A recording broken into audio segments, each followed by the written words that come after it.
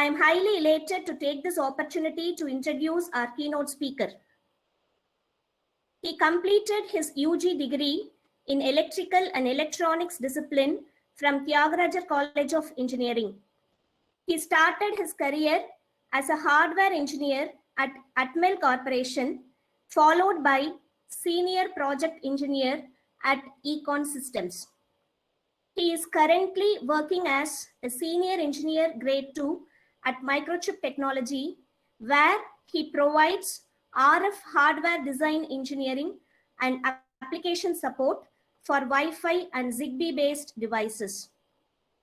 He is highly passionate about embedded system hardware design, developing firmware, and web designing applications. His skill set includes general purpose hardware design, layout engineering, RF hardware design, antenna design, and embedded firmware production and testing.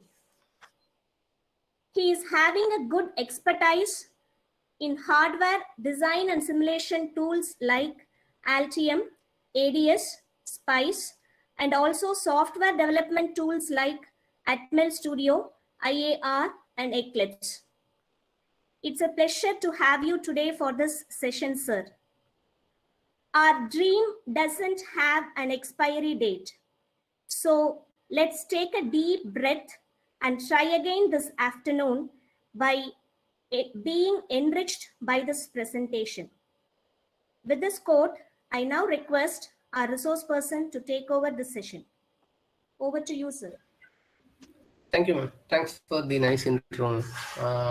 Very good afternoon to everybody. It's an afternoon. I can understand the natural trend on a typical afternoon day, but I thought we will try to make it as interesting as possible. So the title of what I'm going to speak for the next couple of hours is on IoT applications. We thought that was a very broader scope, so we didn't put a very narrowed down title on that, but that was also on a hope that I could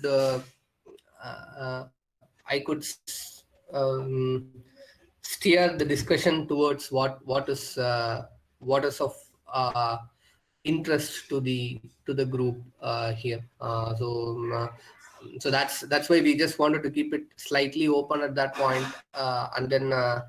and then fix an agenda, have a fixed agenda for some part of the session, and then have it open for the rest of the session. So I work primarily on BLE, Zigbee, Wi-Fi on a very very lower level, like on the PHY level, where the discussion is primarily on how to configure the power amplifier, how to configure the LNA, what to do with the mixer and things like that. So that's primarily most of what I typically do. And then I also and then out of interest, we also write this way the software at the very top level, where we use the Firebase, the clouds, the Google APIs for translation services and things like that to make fancy applications, like to make your let's say the Wi-Fi boards talk, put an audio I2S over there and make it speak, ask it to speak it in English, put that to a Google translator, translate it to some other language and speak it. So that kind of stuff as well. So that's on the application layer, and then I work very minimal on the stack and stuff like that. So to maintain the timing between the 3x and RX, all those stuff, that's not something which I work day in and day out. So this is what I know basically. So I thought that'll be an intro which I would like to set at the beginning of the meeting, so that at least we know what I know and what I can speak about. So with that being said, I thought we are working more on applications, like we use BLE day in day out, but we hardly know how BLE works. So on a very basic level, how does BLE work? Why was BLE thought through? Why does that one of the most commonly used communication interface, like as good as an USB? So when you want to do a wireless thing, it's as good as USB. So that's what I would like to speak about for the next half an hour or so. And the task I have picked up is look at a very simple application in Arduino. This is an Arduino BLE example taken from Novel Bits or somewhere, very basic temperature sensor data displayed over to a mobile.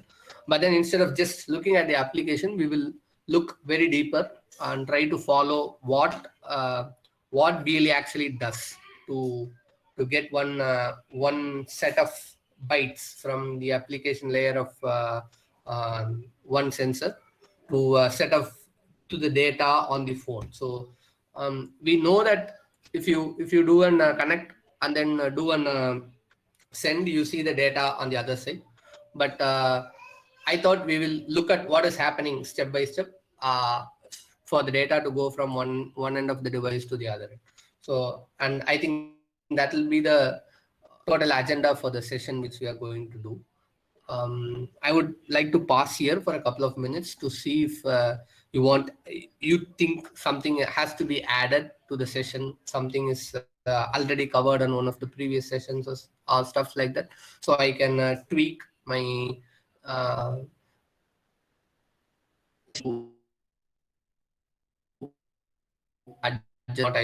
proceed with what I thought I should be speaking about.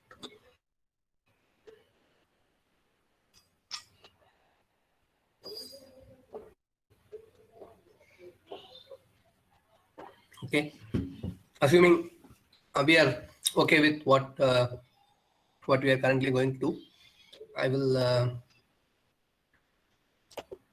go to the session, but it will be a session of mostly on presentation, but then I'll try to go back to the board, to a blackboard as often as I can to see how good I can draw something.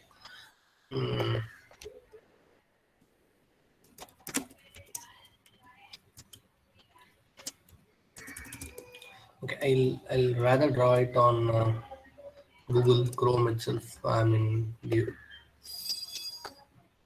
I'll see if I can draw it here. Yeah. Okay, so I'm drawing on the whiteboard for some time. So please open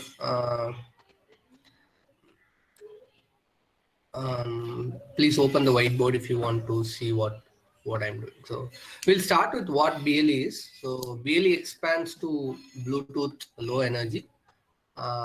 It was right from the name, it was thought of as something which is supposed to be low power. So the traditional devices like the Wi-Fi, the classic Bluetooth. So this BLE comes from takes its idea from something called as classic Bluetooth, which is the age-old Bluetooth which you find on every other device in the world. So the idea is taken from the classic Bluetooth. So classic Bluetooth is primarily a development of how an wired technology typically works. So when you think of how a USB works,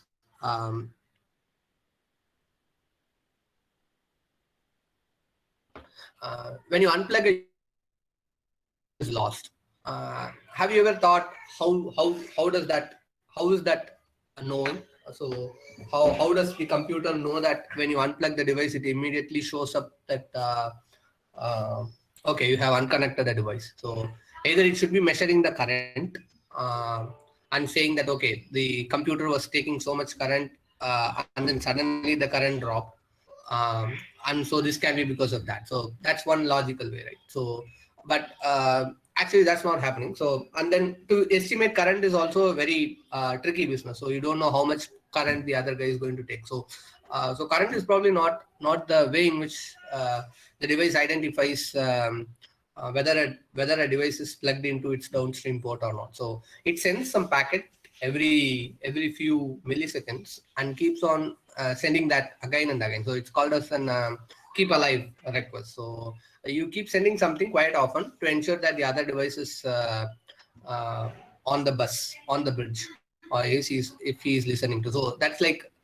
when you're talking to somebody on phone and you don't hear back anything from them, we ask, hey, are you on the line? So that's very similar to what is happening on every USB device. So that was extended to all the classic Bluetooth devices as well. So what happens is the Bluetooth tries to constantly maintain a connection to the other device. So if let's say your phone is connected to an earphone, so they maintain a constant connection. Even if you are hearing a music or not, the connection between your phone and your earpiece exists throughout. So what happens is every time it has to tell that it is alive, it has to be on the connection, it has to maintain the connection and tell that it is alive. So and then when you finally look at the data, you figure out that you spend more time on housekeeping than actually sending out data. So housekeeping, which is like saying I'm here, and then finally saying my name is this. So my name is this is the data, but then the amount of power you spent telling my name is data is probably very less. Let's say this is 10%, and then this to tell that I was alive, I'm here, you spend 90% of the data. So, and then you realize that, okay, probably I'm wasting so much energy in doing this housekeeping. And then if I don't do this, I might probably save more current. So that's the entire idea of the derivation of Bluetooth. So, and then from the classic Bluetooth, they came up with this idea of Bluetooth low energy, which tries to keep this housekeeping as minimal as possible. So by housekeeping, I mean doing anything which is not an information. So I am there is just to keep the connection alive. So they decided that, okay, let's not keep the connection alive every time. If you want to say something, wake up, say that, and go back to sleep. So if you do that, then you save this 90% of time. You're doing this 90% of time on sleep, and then probably you have to wake up. So this sleep is 90%, and then you have to wake up, tell the name, and then go back to sleep. So to do your data transmission, you might have to spend 15% of time. So basically, you are trying to spend more current here. You are trying to burn more power here, but then your effective power utilization became 15% than this 100%. So, but this is just a rough example. So depending upon how much data you transfer and all those stuff, this number can go up and down. And here also, depending upon how much data you transfer, this number can go up and down. But this is just an example to understand what's the idea behind a Bluetooth low energy device. So this is what is happening on every Bluetooth device. So that's why a BLE beacon can be on a single battery for 3 years. Which is as good as the lifetime of the product. So you put it on a tire sensor, you put it on a tire and do it for tire monitoring. And if you say that, if you claim the life of the tire is 5 years, the life of the tire pressure monitoring system is again 5 years. So at the end of 5 years, you throw away the tire and you throw away the system. So you don't really have to change the monitoring system at any point. And that's how efficient the power consumption has reduced. And that's only because of a basic idea like this. And then when you start doing this, you get a lot of optimizations in the time, and eventually you get to a place where you are probably the least power consumed. So this is the very basic idea of what a BLE is. And then I'll spend some time on what what is the typical frequency of BLE, where it is, who are all occupying the BLE. So BLE forms into this, oh my God, into this unlicensed band called as ISM. So it is in the 2.4 gig. So you don't really need a license to operate on this band. So this basically comes free, and then it has like 40 channels, channels from 2402 megahertz to 2480 megahertz. So that's the range of BLE. So that's the so you operate from this channel to other end. I'll see if I can.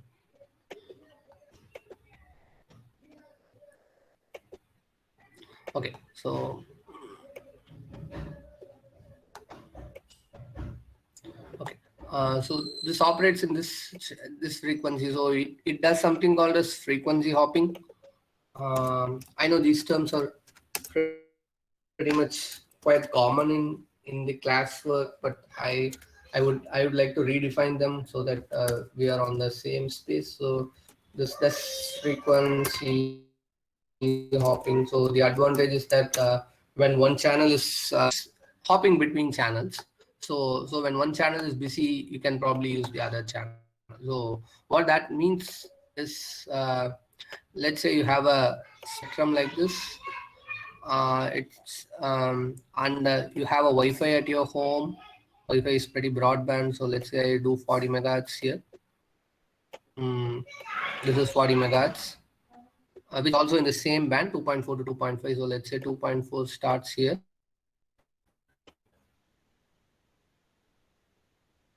And so you have possibly occupied 40 megahertz of the channel and this system, and then you put your BLE device into this system. It will try to understand the system and understand that this region is already occupied and I can frequency hop. So I will try to only occupy the frequencies here or the frequencies here. So both the transmitter and receiver will agree that they will only occupy the frequency here and then will leave out the frequencies here. So it will not interfere with whatever is happening on the Wi-Fi. So that way, your Wi-Fi can also operate easily, and the BLE can also operate safely. So this is the concept of frequency hopping. So and the system is able to this is technically named adaptive frequency hopping.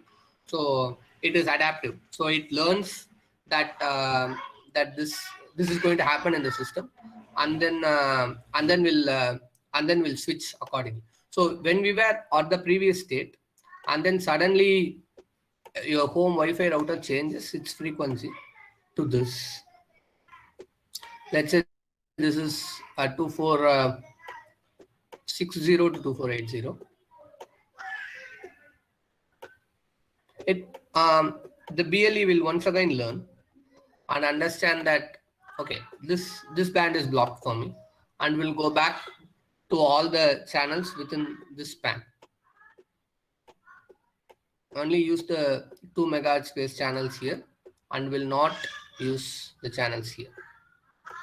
So that way it will try to keep itself alive by sensing the environment and adapting to it accordingly. So the x-axis is frequency and the y-axis is the power, and you know what the color is. So this color is BLE and the red is Wi-Fi. So this is something which the BLE is capable of doing. So that makes it very resilient to all the interference effects from other typical 2.4 gigahertz unlicensed band products like Wi-Fi, Zigbee, Wi-Sun, you name it, Z-Wave, anything else. So as long as some channel is free, this will be able to find and pick out what is those channels and then use it accordingly. So that is one of Okay, so this gives you two advantages. So one is that it knows these channels are free, these channels are busy and will not use it.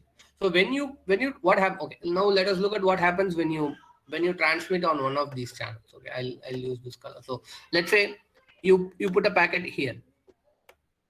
Okay, so then and your receiver gets tuned to this, and you see a combination of both these, both the Wi-Fi and the BLE into this. So, and your receiver should be able to demodulate this data with this interference. And if it is able to do it, then it has to burn more power. If it is not able to do it, it should ask for a retransmission of the same packet.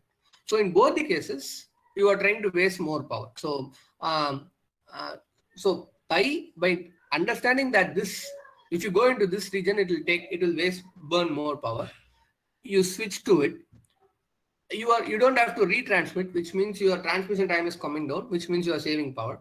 And then the other device also doesn't have to spend more time to decode this heavily disordered packet. So that means by that way also it is saving time. So when I mean disordered, you don't think of it like a paper which is torn and tough to read, but it has to adjust its AGC to ensure that it is able to receive the signal with the presence of this blocker. So that means it has to work more. So it is trying to avoid all these stuff by choosing channels which is very sweet and operable for this at this point. So that so that is one advantage of what a BLE does. And then naturally it uses an this uses a very basic modulation scheme called as frequency shift keying, which can take us back as to FM radio. So you still do the same frequency hopping, but it does a Gaussian pulse shaping to this to achieve some intermod benefits.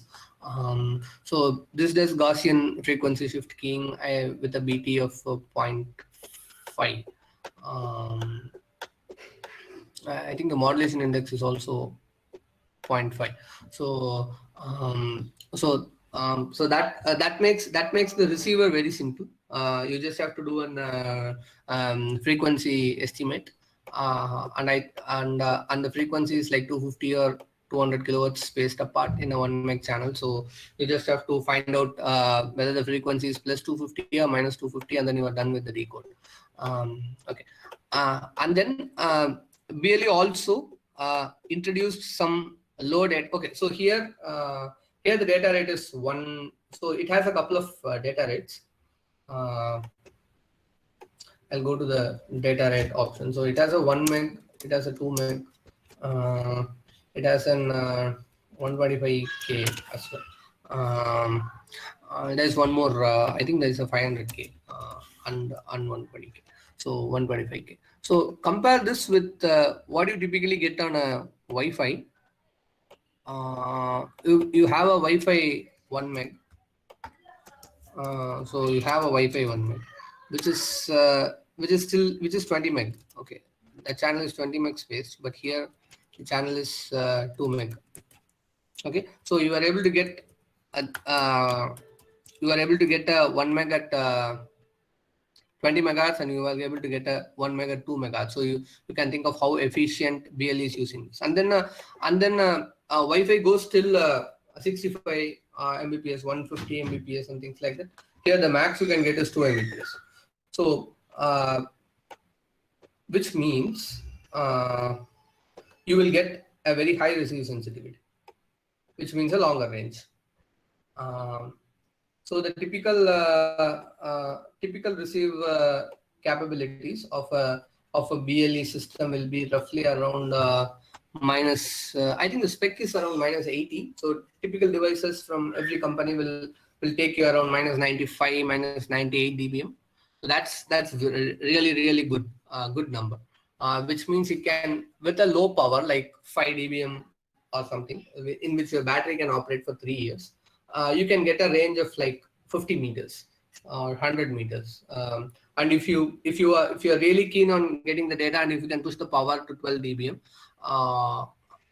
which is pretty, 10 dBm, which is pretty much the max on what a BLE device can do, you can go to a range of like 600 meters, so which is pretty good if you really want to reach out that far.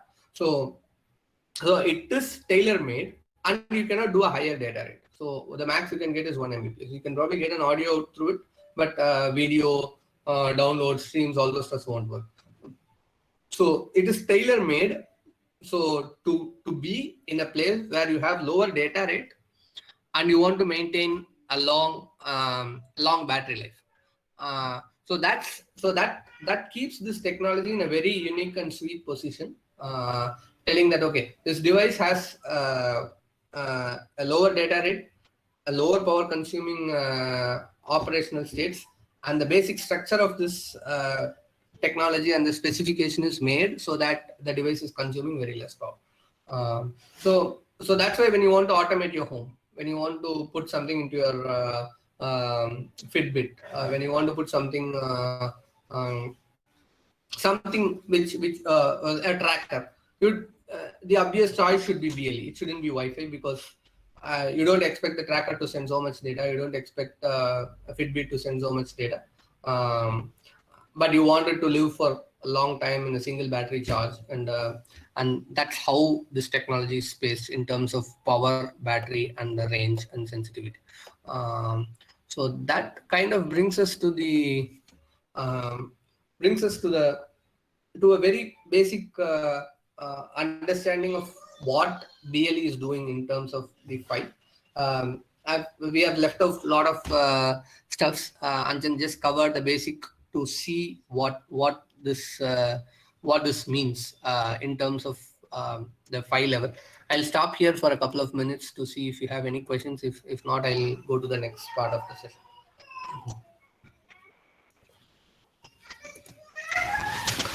I'll wait to see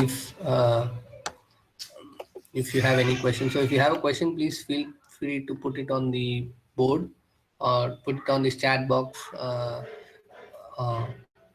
Let me know how. If you have a question, I can pause here for a moment and try to answer that. Okay, I assume there is no question.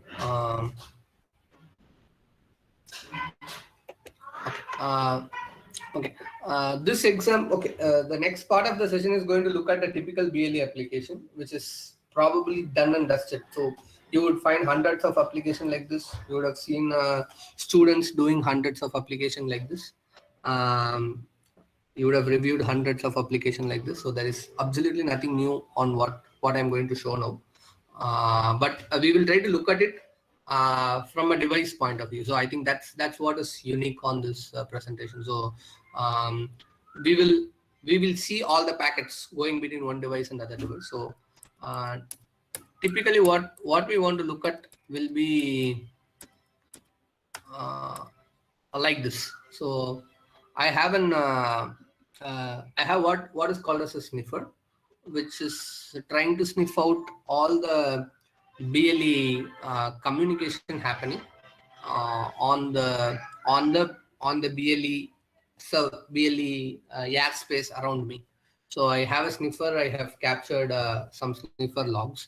So we are going to look at it on the YARK. So instead of just seeing the data on your mobile phone, we are going to look at the data on the YARK. So we know how these two devices communicate. So we know they are speaking over Bluetooth, but we don't really know what they are speaking. So this session is trying to look at how each device is communicating over the YARK, and then what all this packet means, and how to decode that, and if one device doesn't respond the right way, what you should do, how to debug that, and things like that. So this is a level deeper than what we typically do on this application. But before we go there, I would like to just skim up the basics of what are the typical process in a BLE connection. and then we will go to that sniffer logs and then look at water communication. So many of the stuffs which I didn't understand by reading the BLE spec was pretty obvious when I started looking at this logs. So this is like, you don't understand what is the voltage at a point when you look at the schematic, but then you have a board and then you put an oscilloscope at that point and then see the voltage there. Then okay, so this point is now at 3 volts, so this has to be like this. So a lot of things get settled down when you actually probe it, right? So this was very intuitive for me. So I thought everyone will feel the same. And this is typically how we debug a problem. Let's say you think you are advertising, but then you don't see the device being shown up on your phone. What do you do? So you want to go up and check whether the way in which you are advertising is right or not. So that also happens with this same way. So sniffer is one of the very interesting tool to debug any application layer issues. With that background, I'll start with what a typical BLE scan will look like. So scan is a process in which okay, on all these stages I'll go back to the SIG. There is something called as BLE SIG, which is a special interest group which tries to frame how BLE should work. So whenever I speak about something, I'll try to go back to the SIG and try to show what the SIG is recommending or not recommending to do or anything like that. So we are doing a process called as BLE scan, which is the very basic step. When you switch on your BLE on your phone, you see a list of devices. So how you see that is by a process called as scan. What that process does is to look for any BLE advertisement happening on the air and then try to demodulate that advertisement, decode what the contents of that advertisement is. I'm intentionally using the word demodulation because the packet comes out and then you really have to demodulate it and get the data out of it. So and then you do all the post-processing stuff to get the content out of it and then display it. So that's what this is showing you. So this is a slide from the screenshot is from some other some website. So I thought this shows a lot of content, so I just put it through. So so you see a device named Arduino 1017ACD, which is the data of the advertisement, and then it says how much is the received signal strength. And then it also says there is some other device called as MacBook Air. It doesn't expose any services, and then a lot of devices. There's one device which is having a very low signal strength at -90. So now you can understand even at -90 the device can work, but then the signal strength is very low. So I'll go back to the whiteboard and then do. We saw that the band is spread across across all these channels, but then this advertisement can happen on only a few select channels. So they happen on only 3 channels. This is called as advertisement channels. So this so if you want to advertise, you can advertise only on these 3 channels. So you can either put your data out on 2402, or you can put your data out on 24040, or you can put your data out on 2480. You cannot use any of the other channels. Okay. So that means as a receiver, your phone will only scan for these 3 channels as part of identifying the advertising devices. So there is something called as advertisement interval. So this plot was frequency versus power, and this plot will be time versus power, time versus okay, time versus let's say we draw it time versus frequency. Okay, so so this is the first advertisement. So that happened at channel 2402. So this is increasing frequency. Okay, and then there is some advertisement which is going to happen here, which is 2440, and then this advertisement is going to happen at 2480. So these 3, and then it can go like this.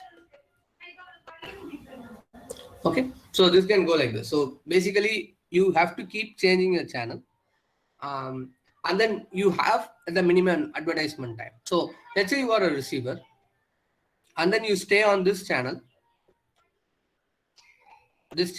for let's say this much amount of time. The advantage is that, okay, I'll draw this data alone on this color. I'm changing the color of all the data. So you stay on this channel for this much amount of time. You are sure to grab one of the packet between one of the packet which is transmitted on this channel. So that is how much time typically a receiver will be forced to stay on one particular channel to ensure that you will at least catch one advertisement of one device. So, and then it will go to the next channel, and then see whether there is something there, and then go to another channel and see whether there is something. So if you look at this, you would have caught Arduino 101 advertising at 2402. You would have caught Jaybird Freedom advertising at a different channel at a different point of time, and then you keep on updating your basic list with this. Okay, and then when you receive this packet, you also try to understand what is the received signal strength. That is what is described here. So I think this is very common. So in your phone, you see that there is no tower, right?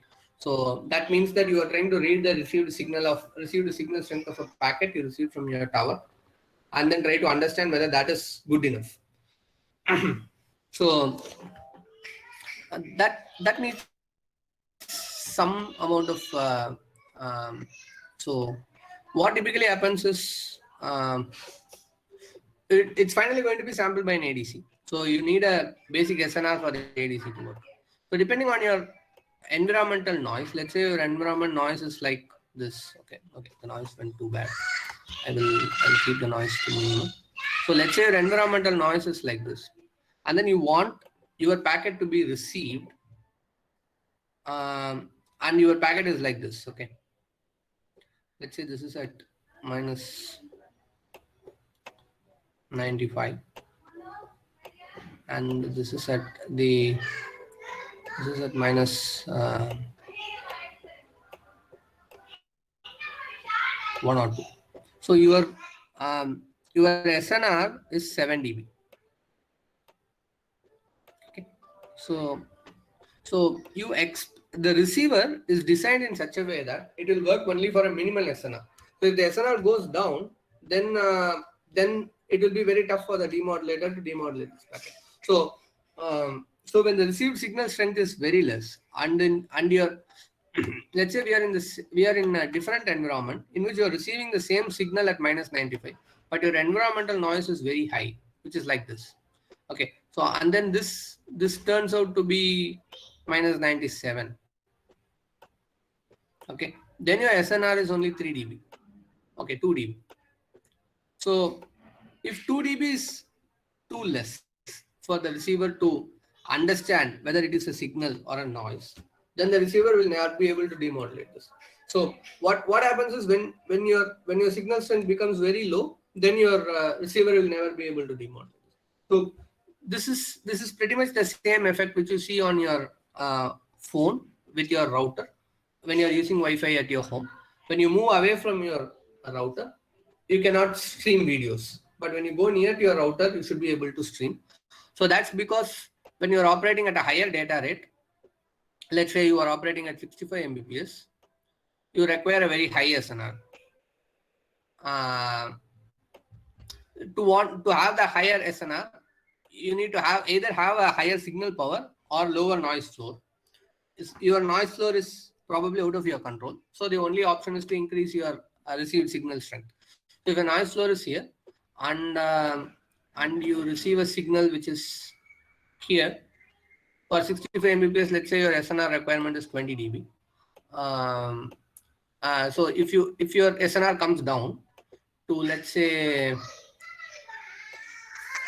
10 dB, then the 65 Mbps will not work. So your router your device will understand that the SNR is getting bad, and then will switch you to a lower data rate.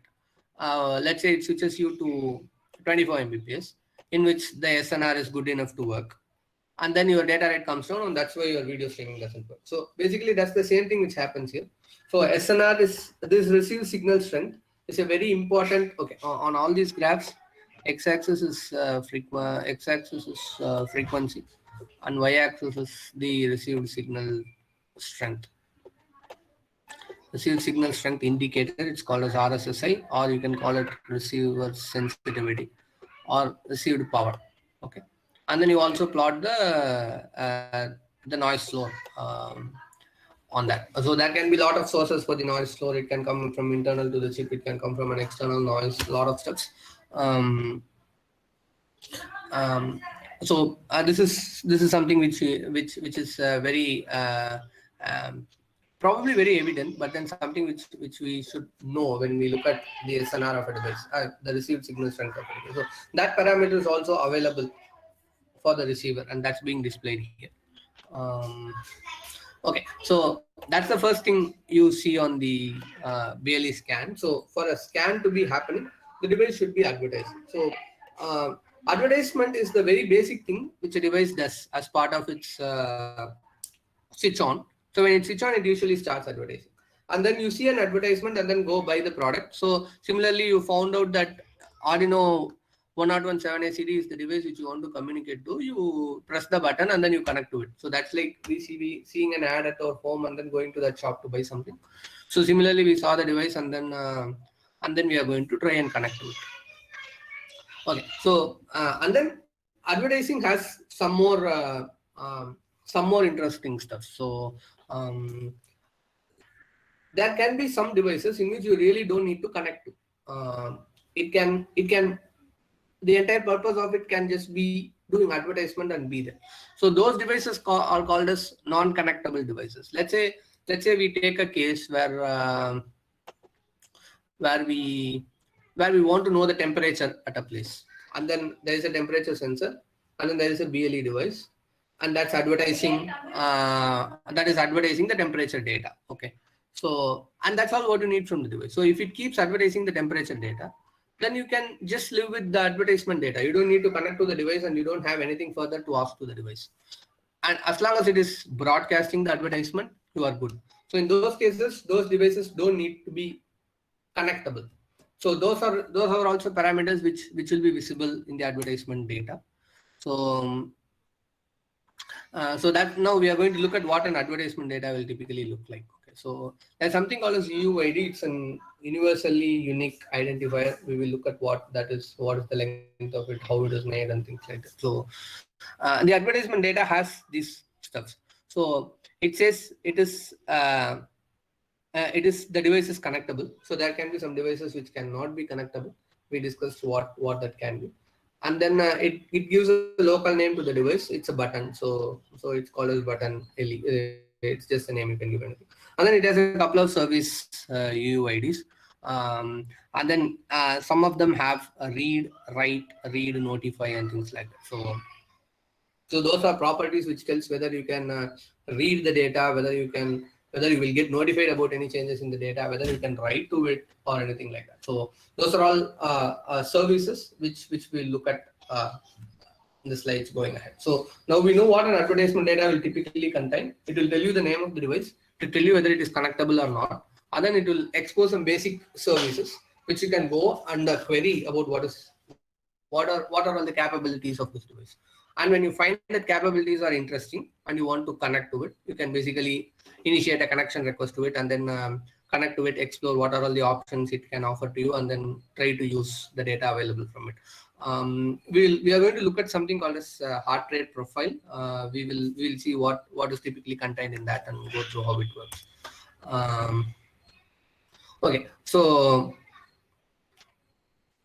Okay, so this is an so I thought I will speak about what this read notify and read write is. So read notify is you can read that, and then you can also subscribe for it. So subscribe is like interrupts. So when there is any change on it, you will get notified about it. So that's the property called as notify. So whenever there is a change on any of the parameters. You will read write, and you can read it and you can write to it. So there can be some parameters which is not readable, which is probably okay, and there are some parameters which is not writable, which is probably pretty common. Let's say I think we are from the microcontroller world. So let's say we have configured a pin as input. We can only read it. We cannot write to it because we have made it input on the hope that someone else will change the state of it and we want to read it. So writing to it doesn't make sense. You can keep reading it on a polling mode, or you can enable an interrupt to that pin and then get notified about any change on that. So that's the option. And then let's say you have an LED. You can read whether the LED is on or not on the IO state of the device, which is still fine. And then you can write to it. You can make the LED on or off. So that's typically what is happening with the button and LED. So in a button, you can read it. You can get notified about. You can read it on a polling mode, or you can read it on an interrupt mode, which is both common. For an LED, you can read the pin state to identify whether it is in high or low, and you can change the state to high and low, which is both acceptable. But in a button, setting the state of the button to high or low is not acceptable. So that's why you need to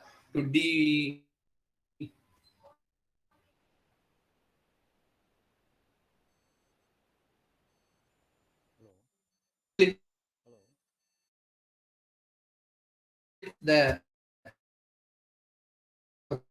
role,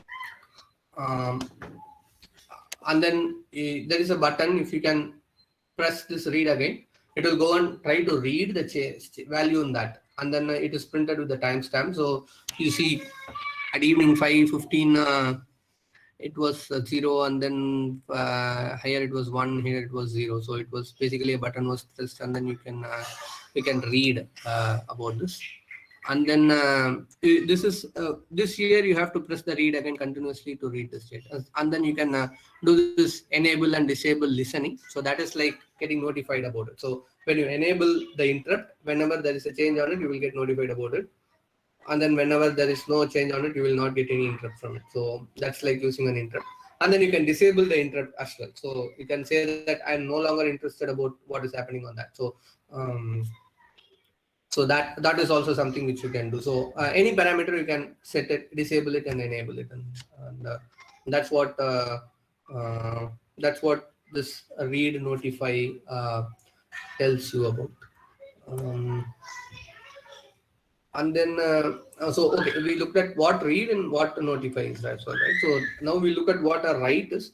So you know a location, and then you can treat of that. You can always treat anything in your BLE as an pointer. Okay, so this understanding of BLE will help us a lot. So let's say you do a let's say we do a read notify. You will eventually be dropped to an address. Let's say you will drop to an address 0x1234. Okay, so so that address is what is here. Am I audible, sir?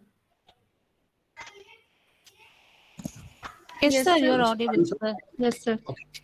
Thank you. So let's say we are you will eventually get mapped to one of the address like this. It can be a small for a write. We are going to map it to this UUID. You can see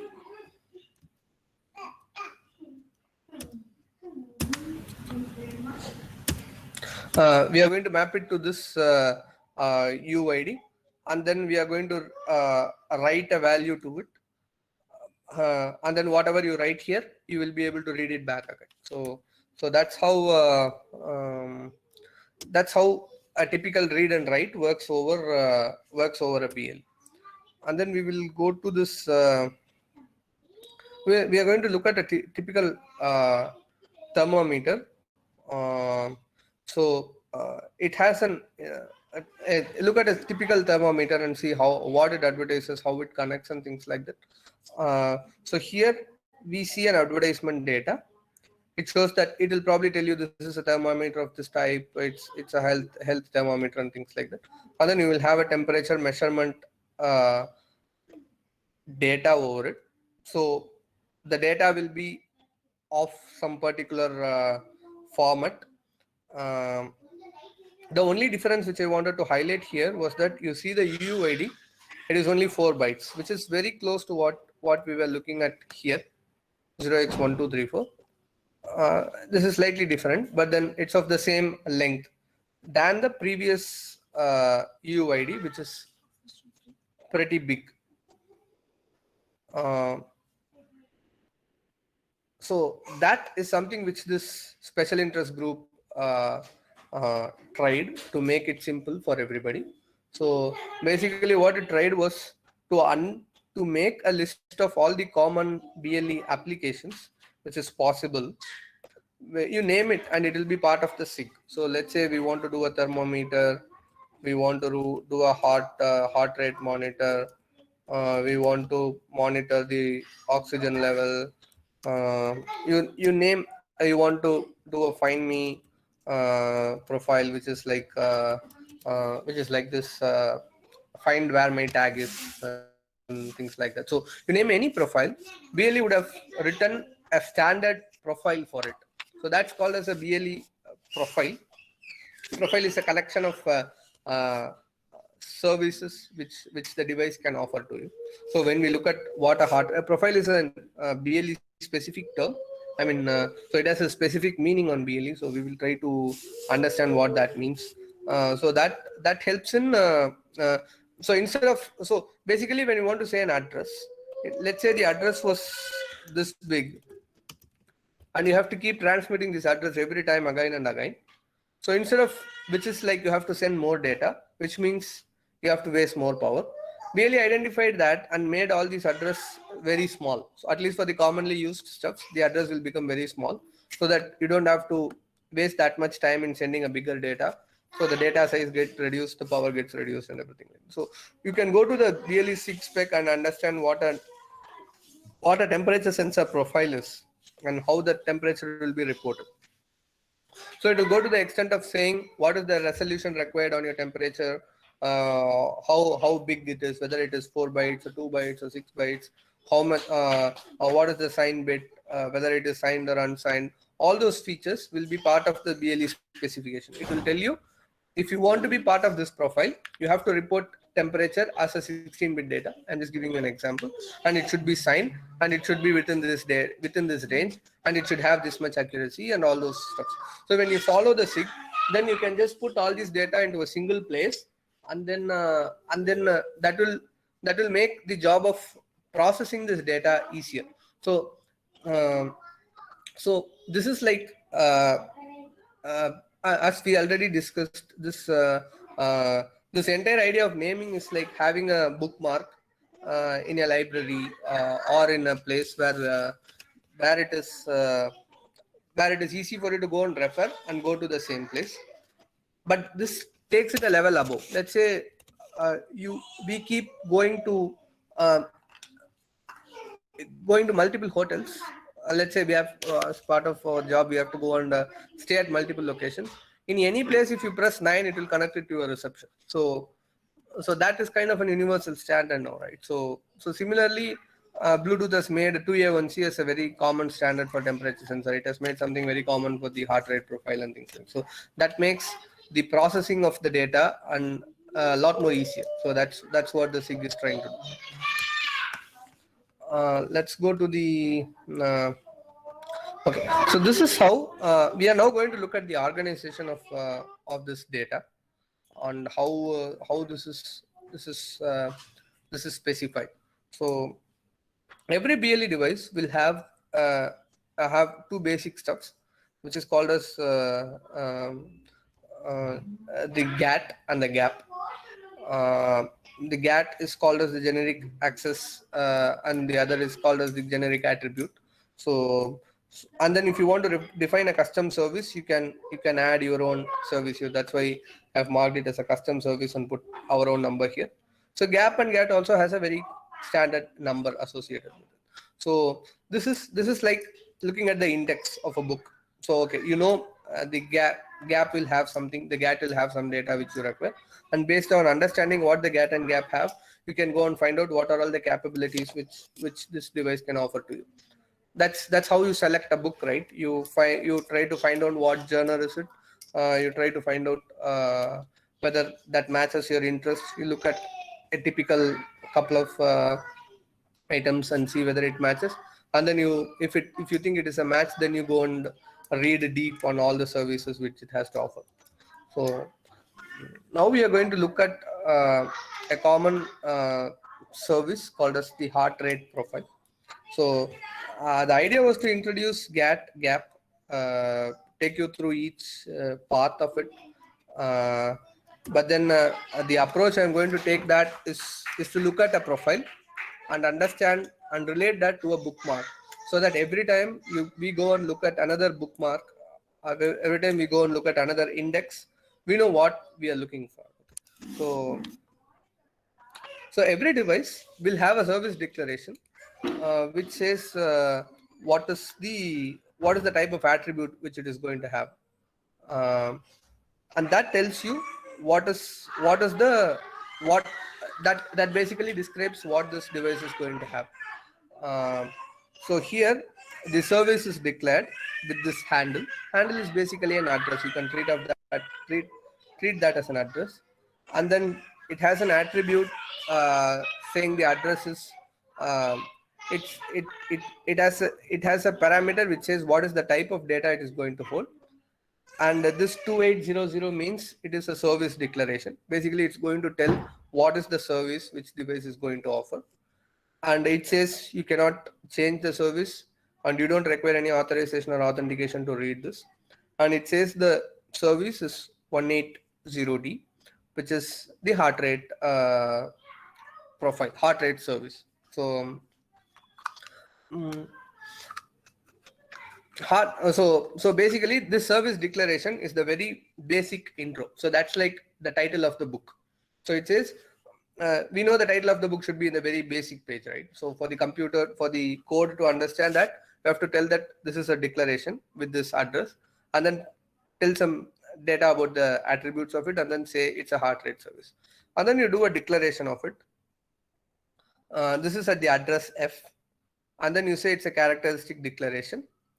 By characteristic, okay, we'll understand what a character. So we'll understand what a characteristic declaration is going ahead, and then it says it is going to notify about the heart rate measurement, which is 0x2837. Okay. These numbers are from the SIG, but we will try to understand what this is going to tell us.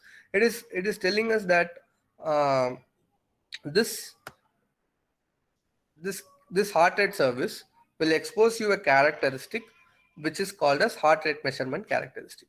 So you first came in at address E and then found that it is a service declaration, and then you understood that it's a heart rate service, and then you find out what is the characteristic of it, and then it says it's a standard characteristic, and the characteristic which it is going to expose to you is a heart rate measurement characteristic. And that is only read only. It doesn't need authentication or authorization. Okay. And then that is at the value handle of 0x0010. So next what you have to do is excuse me, sir. Yes, sir. Put it in the presentation mode, sir. Oh, sorry, sir. Okay, sir. I will put it on the presentation mode. Okay.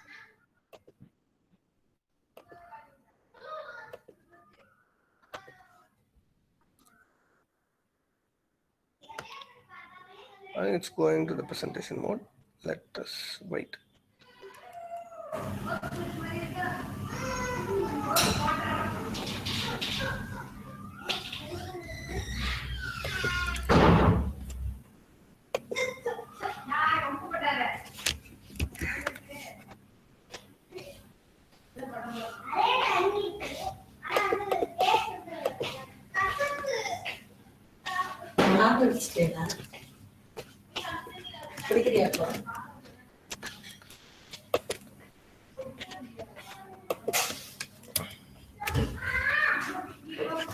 I'm trying to see if it is going to the presentation mode, sir. Okay, it is here. Okay, so So basically it's saying us to go to this properties at the value handle 10, which is the page number, which you can treat that as the page number. So you go and look at the page 10, then it says, it gives you a confirmation that it's a heart rate measurement characteristic. And then it is going to give you the value here, which is the beats per minute of the heart. So we looked at three parameters, only three parameters now. We looked at the service declaration, we looked at the characteristic declaration, and we looked at the characteristic value declaration. So we looked at very basic three steps. The service declaration is going to tell you what is the type of service it's going to offer. The characteristic declaration is going to tell you what is the characteristic you will know from this, and where you can go and find it. And you go to that place which is specified in the attribute value, you will get the value which you are looking at. So this is like a bookmark. So you tell, it says you go to this library, you go to this row of the library, and then you take this book and then find this page, you get the value.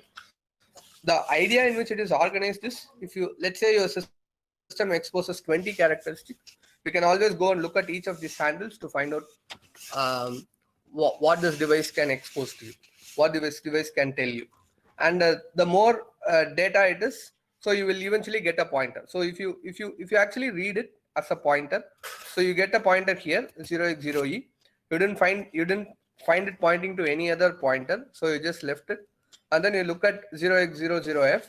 You look at where it is pointing to. It says it is pointing to the address 0x0010. And then you go and look at that pointer, and that tells you what is the value. If it is not pointing to anything, then it's a value. So whether it is pointing to something or it is a value will be known from this type of attribute. So when it says it's a standard UUID characteristic, it means the value here is a pointer. And when it is said it's the measurement, then it is actually the value. So it's basically taking us back to the C class of pointers and value. So that's what is available here. We go slightly below to three more parameters. So we will try to understand them as well, and then I will summarize this once again. I would have probably repeated this 3 times, but then I'll summarize this once again, because understanding this is very, very useful in once you understand one profile, then you can probably understand every other profile. So we will look at what a descriptor declaration is. So it says it is a client characteristic configuration descriptor. So it says it's a client characteristic configuration descriptor. So it says whether the device, how do you know any update from the device, whether it is notification enabled or not, whether it's available in the descriptor declaration. And then you have something called as characteristic declaration, which is again a new parameter, which if you think is again a new parameter, then it is probably what we already saw here with the standard UID of 0x2803. We already know that this is going to point us to another place where you can find a value. So that's what a characteristic declaration always do. So here also the characteristic declaration is going to point us to a place which is 0x00 location. Okay, I think there's a typo here, so this should have been 13. So if this is 13, this is going to point to 3, and then it is going to tell where the sensor is actually located. Okay. So we look at the sniffer logs. We'll only see them pointing to 0, pointing to 000x, 12 pointing to 13, and saying it's a UID for 0x02838. We will understand, which means that we will understand what type of service this connected device is going to offer to us. And we understood that this device is going to offer us a service called as heart rate service. How we understood that is by reading this number 180D. So we should have in our code that if we read a number 0x180D, it's about heart rate service. And then we went and read the next handle, next address, which says it is going to tell us about a characteristic declaration. We by now already know that when we are reading a characteristic declaration, it will point us to another handle, which will have data about some measurement. And we understood that this is a handle which is going to point to 0x0010, and it is pointing for heart rate measurement characteristic, which is of type 0x2837. We'll only read this number 0x2837 in our descriptor from the device. When we look at the on-air packet recordings, we'll only see 0x2837, but we have to map it to the heart rate characteristic by our lookup table or something in the code. So, and then we look at 10. So we know it is going to be a measurement characteristic itself. So this is a declaration, this is a characteristic. So declaration tells you what is the type, and characteristic tells you what is the value. So this tells you what is the value, and it says it is 167. We'll come back to attribute and permissions and declare and discuss about that again. We'll understand the significance of it, but I'll just complete the sequence for now. So, and then you have a descriptor declaration, which is a client characteristic configuration descriptor, CCD, which is a very common term in BLE. So it tells you whether it is notification is enabled or whether it is controlled by another layer or anything like that. Okay. And then we have an example of a similar characteristic declaration, characteristic value declaration. This starts at address 12. And it says it's a characteristic declaration. So we know that if it is a characteristic declaration, it is going to point us to another handle, which is going to give the value of one characteristic which is described on this page.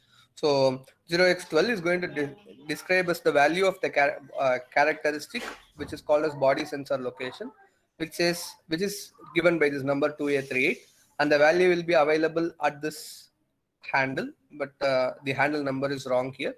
So it is 0013. So if you go and look at 13, it says it is the body sensor location, which is mapping to what you read here, body sensor location, and it is going to give you the value here, which is an 8-bit integer. So the value should be 8-bit integer, is something which is defined as part of this signal SIG specification. Okay. So I think now we have a basic idea of how to read the service, and from that a characteristic declaration, and then a characteristic value declaration. So I'll pause here for a moment. If you have any questions about this declaration and value declaration, please ask here. It is mostly theory, very common, very basic, but if you find some difficulty in understanding that, going through it a couple of times more will help you understand that. The advantage is that if you are going to write a custom profile, you have to follow these standards so that it is easy for you to implement both the sites and then make use of other implementation. So this is how a typical custom profile will be developed. Once you understand a basic profile which the SIG has developed, it will help us develop custom profiles. Okay, and then think about how SIG has thought through it. It has decided to publish beats of minute. It has also understood that the location of the heart rate sensor in a body can affect the number of beats per minute, and then thought through the profile to include the position information about the sensor. So that way, whatever SIG has done is pretty exhaustive. It is very good. So as long as we are able to use that effectively, we are pretty convinced about that. Okay. So let me go to what this authentication and authorization. So authentication is telling that the other side is a trusted, is a known thing, and authorization is, even because he is known, it doesn't mean that he's allowed to take that data. So authorization is telling that he's authorized to take the data.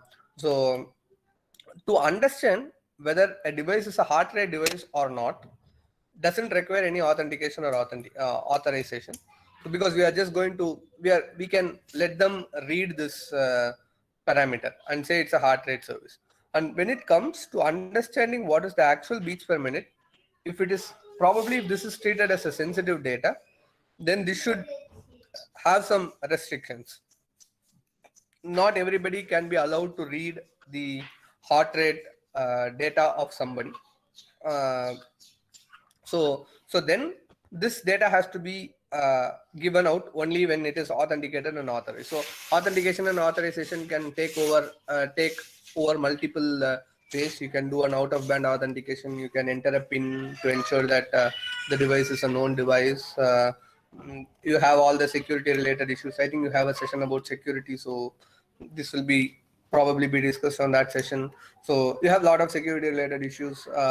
How do you, the man in the middle attack, how do you ensure that someone else is not sniffing your data and trying to demodulate it, like what we are going to do now? All those stuffs will have to be taken care to ensure that the data which you transmit over the air is private. It's very unlike a USB, because when you connect a USB to your computer, no one else can steal it up unless they have access to your computer. But in a BLE, if I am near to a device, I can probably sense what you're sending out, and then if I have enough tools, I should be able to demodulate it. But then we look at how. So that's why all the encryption standards are made public. It's open. So everyone who, a lot of people submit vulnerability patches, tell that, okay, this area of the encryption is weak. You might have to work on this to improve. BLE receives a lot of suggestions from people who are experts in encryption, telling that, okay, this is how you should improve. This is how you can protect. This is how often you should change the key. This is how you should increase your encryption algorithms to ensure that it is not hackable and things like that. So all these stuffs come into play on that. And then okay, so this CCD has one more layer to it. So readable with no authentication or authorization, but writable only with authentication and authorization, which is defined by a higher level layer. So you can, some parameters you can read, but you cannot write. That can be, so you have all the combinations. So some parameters, okay, write is always sensitive. So read, some parameters might be allowed, some might not be allowed. Write might most probably be not allowed without authorization and authentication. So that's pretty much how a characteristic is described. So now we are going to look at, and we only looked at the heart rate service. Heart rate, this third dabba is what we only looked at. But now we are going to understand what the entire profile has. Apart from this heart rate, it also has a battery service. So let's say the heart rate sensor is mostly operated out of battery. If the battery voltage drops down, the heart rate measurement might go wrong. So they try to, so before you take the values, your heart rate is 100 beats per minute. You should ensure that the battery is good enough so that the data can be trusted. And also you have a service called as device information, which gives you some information about the device. So when you add, so we only looked at the details of how a heart rate will look like. Battery service is also a SIG profile, so you can go and look it up and find out what are all the parameters in the battery service, which and how the service declaration, characteristic declaration, and the value declaration for each of the profile is made, on how you are supposed to read it from the other device, on how a device will advertise and how you are supposed to read from it. All those data will be available in the BLE SIG profile. Okay. Okay, so I just expanded this heart rate measurement, and then you have a client characteristic notification, you have a body sensor thing. So we looked at all these stuffs, right? We know heart rate measurement is part of some characteristic, and then it has a client description, and then you have a body sensor location. We remember that if it is red 3, it is about the sensor is on the finger and things like that. All these declarations, I think we have beaten it quite enough, so I will skip explaining that any further. So this is a code for the heart rate characteristic. So I'll look at the time. We have 30 more minutes. So I'll probably leave the last 10 minutes for discussion, and then the remaining 10 minutes I'll show you the sniffer log on how things work. So this is a library from Arduino. The library is named Curie BLE. So then you have a BLE peripheral. It's a class, and then you have a object for it, a BLE peripheral. So, and then similarly you have a class called as BLE service, and then you instantiate a heart rate service for it, and then you give 180D. Does someone remember what 180D is?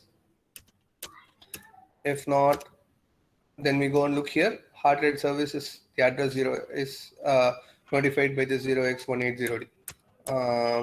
And then you have a BLE characteristic, heart rate characteristic, which is 2837. It is readable, notifiable. So 2837, if you don't remember, you can go and look back at the spec. 2837 maps to a heart rate measurement characteristic. Okay, so you are trying to declare a service, and then you are trying to add a characteristic to it. You can also add the characteristic of body sensor location, but we prefer not to do it. So this is the link to the characteristic viewer. You can go and look at how this heart rate measurement characteristic is declared and defined by the BLE SIG spec. Okay, so you remember Arduino has a code routine called a setup and a loop. So setup runs once, loop lines in a loop. So it starts on UART, and then it's a BLE peripheral. So there is something called as peripheral and central. I think that is a term which we didn't touch up during this session. So peripheral is something which connects to another device. Central is a device. So the equivalent of a peripheral is central. The other side of a peripheral is central. So a peripheral device connects to a central device. Any device which is higher capable will always be a central. Any device which has lower capabilities will be a peripheral. Let's say the heart rate sensor is a peripheral, so it will sense and send the data out to a central, which will display it on a UI. And then there is also something called as master and slave. So, and then who has the data and things like that. So let's say even if you take this heart rate sensor, the data is actually held by the heart rate sensor. Even though it's a peripheral, the data is actually owned by it. So that becomes the master for the data. So and things like so. I think that's a pretty naming convention related thing. We will not have enough time to discuss that during the session, but I think you can always look it up. So and then we set a name to it, and then we are going to advertise saying that it has a heart rate service, and heart rate service will get advertised by its heart rate UID, which is that 4-digit number because it's part of the SIG. And then you say it is going to have a heart rate service, and inside it it's going to have a heart rate characteristic. We remove the heart rate, the body sensor location characteristic for simplicity. And then when you look at the code, if you are connected to a central, this central bit will be set. So if it is central, you are connected to a device, which is the central device, which is let's say the mobile. And then as long as you are connected, you read the heart rate. You have a timer, and then if the timer exceeds greater than 200 milliseconds, and then if the and then you have an data in the update heart rate, you can send it out. So this update heart rate is called every 200 milliseconds inside this loop. We'll go and look at what update heart rate does. It is going to read the heart rate measurement from an analog sensor which is connected to pin A0, and then you compare it, you convert it to a parameter, to a format in which the SIG wants it. And then if you think that the data is different, then you can send it out. If the data is the same, you basically don't send it. So that's typically what the code is. And then when this code happens, it sends out in that format, which we looked at on the SIG spec. So we'll go and try to match it to a real world data. But then to add some magic to it, I mean, heart rate sensor looked pretty simple. So I thought I'll take a lock and do some sniffing of the data and see how the data looks like. So this is going to say, this is going to be the sniffer logs. I have 10 more minutes, so I'll probably take 15 more minutes and look at the logs. So we have so this is a log. The idea is that when you come near the log, you double tap it somewhere, so it wakes from sleep mode, and then it keeps advertising something. You can connect to the log, and then you type a passcode. If the code matches, then the log opens up. And then you can enter, and then when you press it back, it gets locked. So that's typically how the log works throughout the world. But then the only catch is that there is no key. The key comes from your phone. Okay, so we are going to look at what. So the idea is you could have guessed what is happening. So when you wake up the device, it starts advertising. So that's why you see the device here, and then you connect to the device. And then you explore what are all the characteristics on it. So it will send out whatever service it has, what is the characteristic declaration it has, whatever characteristic value declaration it has. Does it have a CCCD? All the characteristic it has, it will expose. And then you will go and look at all the characteristic, and then you will try to look at a service which is like unlock characteristic, and it will probably have a way to write a run number to it, and it will have the other number in the flash. So if it matches, then it will trigger an IO, which will trigger a relay, which will open up. So basically that's the idea. But now we wake up the device and find out what's happening. So this is the code runs on a Texas Instrument chip. So the sniffer, I'm using a sniffer from Wireshark.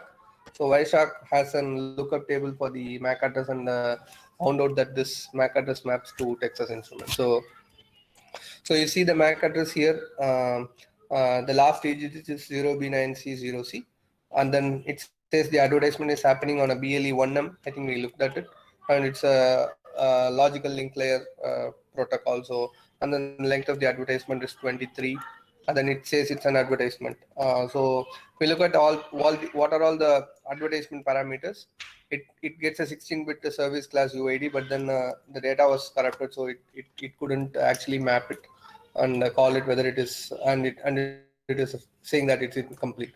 It can be because the sniffer didn't catch it completely. And then we looked at the device name. It says it's a padlock. So this is part of the advertisement. So I'm just looking at the advertisement in hexadecimal and also in ASCII. So in ASCII, you could see that the device is advertising as a padlock. So this name is what you will see on your mobile phone as well. So and then this is probably some other device which is trying to send an scan request to it, and then this device is responding with a scan response. So this is kind of an active scan. So you ask a device whether it has any parameter which it wants to tell to you, and then it says, it's saying that okay, I have something. So I'm using a Nordic BLE sniffer, and then you see a packet header here, you see a scanning address, and then you see an advertising address. So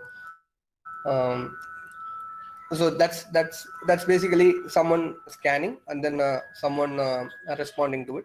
And then now this device found out that this device is probably what you want to connect to. So you see the name padlock and you want to connect to it. So you send a connection request from your phone. So this connection request goes like to an initiator address, and then you see that you are sending out an initiator address from this to this advertising address, and telling that this is the device which you want to connect.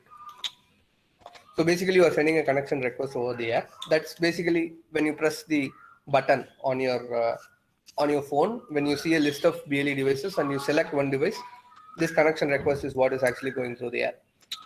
And okay, and then when the connection happens, when the connection is complete, these devices become associated. So they become a master and slave, and they have a common address now. So this initiator and advertiser will get a common address called as the access address.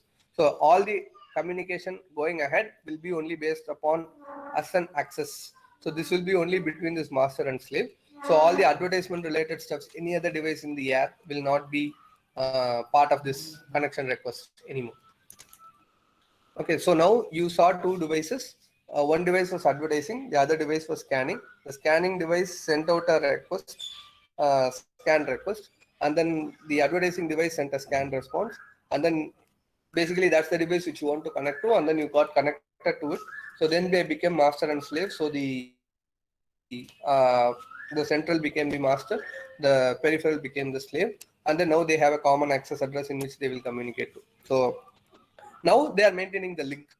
So they don't have anything to transfer, so they are doing an empty PDU and ensuring that they are always connected to it. So when they are unconnected, you will get unconnected notification. So this is the only place when it is connected. All this time it was not connected.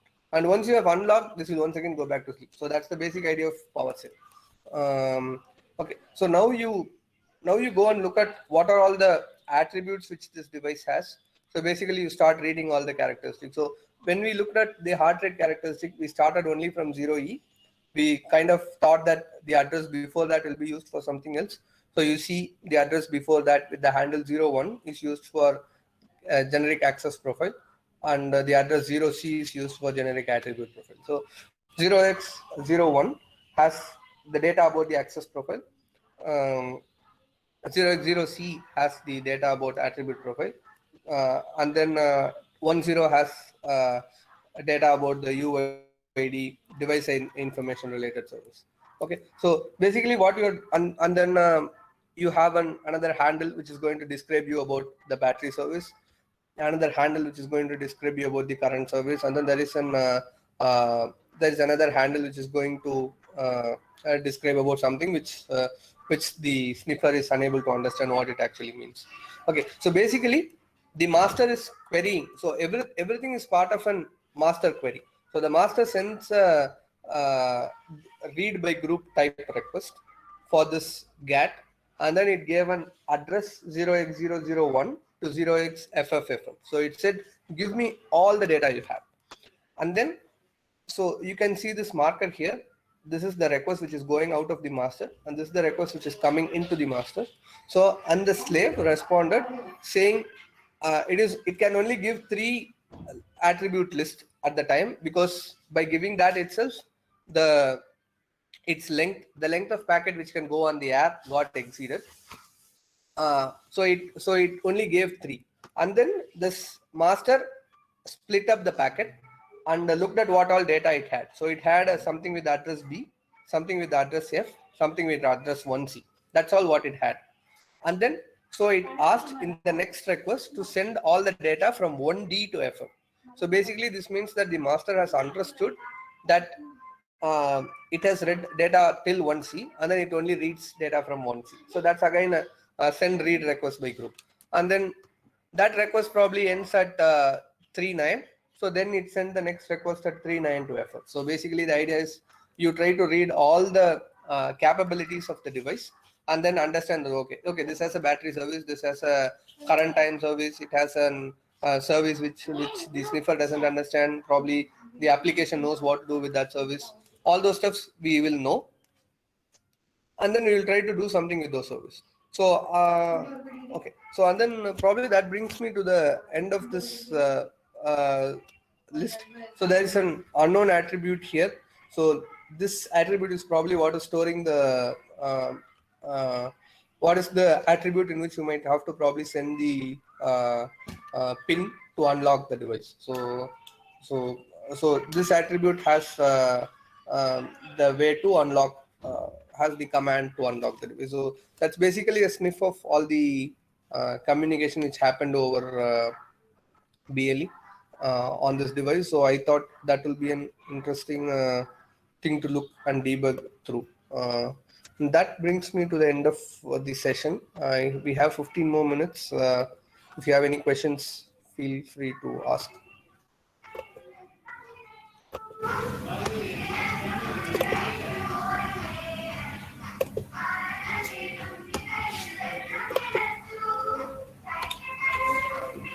Participants, if you have any queries, please post it in the chat box. Please feel free to ask. I should be able to at least help. Yes. Maximum distance Yes. between BLE based wireless sensor to the node, sir. Yeah. So typical BLE distance depends upon the output power. So roughly you can say it will be on, and also depends a lot on the environment as well. So unless you really go and place it on a place, you will never know how much will the actual range be. Like we discussed about the SNR, so there can be multi-path in the place where you are. So depending upon where you are, the range can vary, but you can roughly get 100-meter range. So that should be possible. Yeah.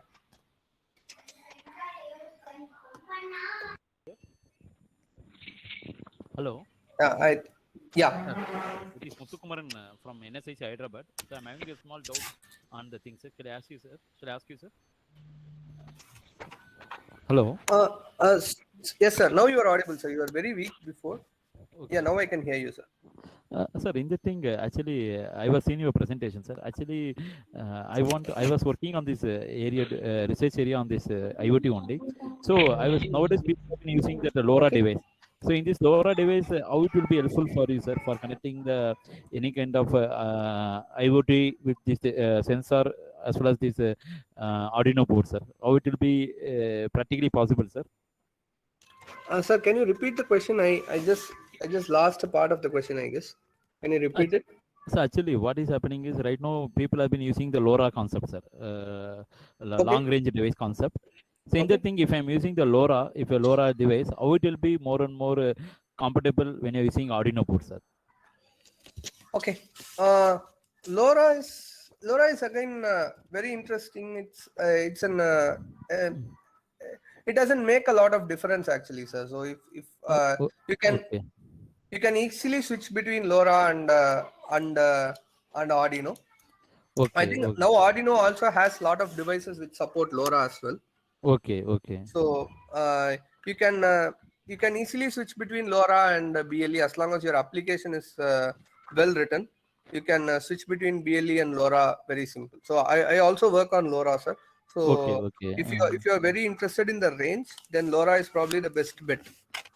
That's only, sir, because I was my research area is concentrating on monitoring of solar things. For that only, I was initially tried with without using LoRa.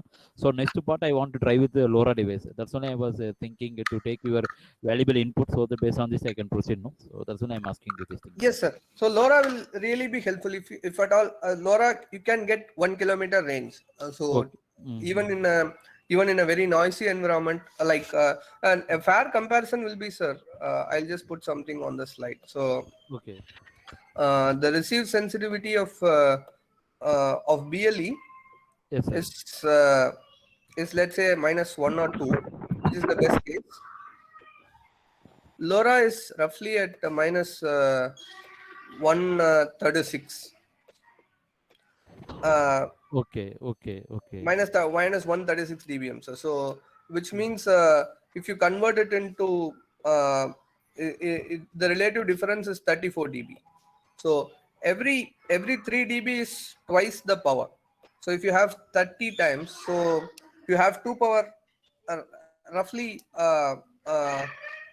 if you divide it, it's 11, right? So you have 11 or 12 times more power. Power will be. That means you take So more power. So that means that translates to the range. So you might have a ultra better range. So the range on here will easily be 1 kilometer. So if their application is solar, where you really have the sensor spaced far away, it makes sense to switch to LoRa. You have now you can do a mesh with LoRa. I work for a company called as Microchips, so that has a chip called a SAM R34. Okay. We have new modules on it as well, which is all regulatory and certified. So this chip has LoRa inbuilt, and we also give example stacks to transmit from one end of the device to the other end. So, and you can make the communication seamless. We also have gateway which can do the which can get the data from the LoRa device and push it to a cloud or anything like that. We work with all this TTN gateways. Okay, then because I'm trying to like do that. So you can. Okay. Still, I'm trying to do the. Come again, sir. I'm trying to do the outdoor setup, so that means I can take your outdoor component. That's great, sir. Okay. So. Okay, then I can check the details from the net and Sir. I'll contact you soon, sir. That is not an issue, sir. Sure, sir. I can put my address here. Yes, sir. Please, sir. I have put my address on the chat box and my email ID. Please feel free to contact me on that. I should be able to help. And I think the same goes for any other professors. If you are interested on any, we are basically working for please feel free to reach out to me. I should be able to at least let you know how whether I at least know that or not, or whether I can be of any help. Sir, thank you, sir. Thank you for patiently answering my question, sir. Thank you, sir. Okay, sir. Thanks. Participants, if you have any queries, please post it in chat box.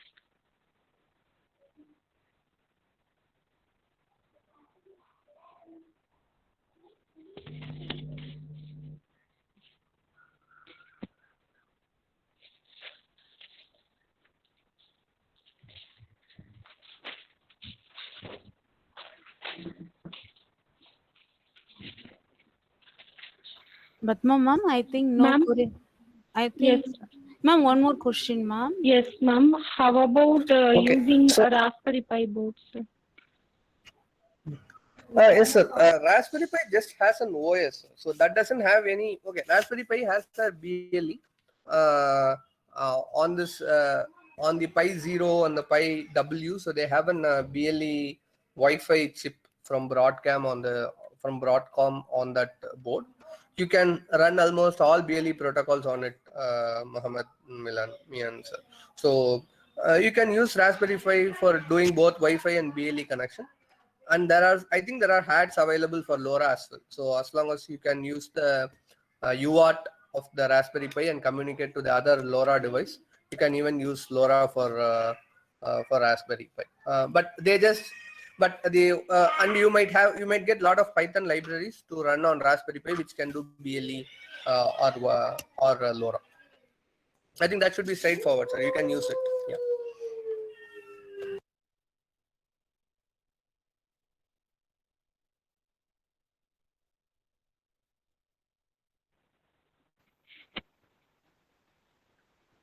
Yes, ma'am. Ma'am? Yes, ma'am. I think no more Yeah, questions.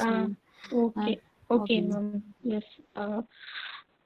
Good evening, one and all. I am Batmavati, working as an associate professor in E&I department, and I am here to present the vote of thanks for today's session. I would like to thank our today's chief guest, Mr. Ganesh S. Kanda, Senior Engineer, Microchip Technology, for enlightening us with their knowledge. Today's session was full of interesting things and highly informative about Arduino programming and how it will be used in real-time applications. Thank you, sir, for your valuable inputs. Last but not least, I thank you all the participants for your cooperation and active participation. Once again, I thank you all for your attention. Thank you all. Thank you, sir. Thank you so much. Thank you, Okay, sir. ma'am. Yes, ma'am. Thanks. Okay, sir.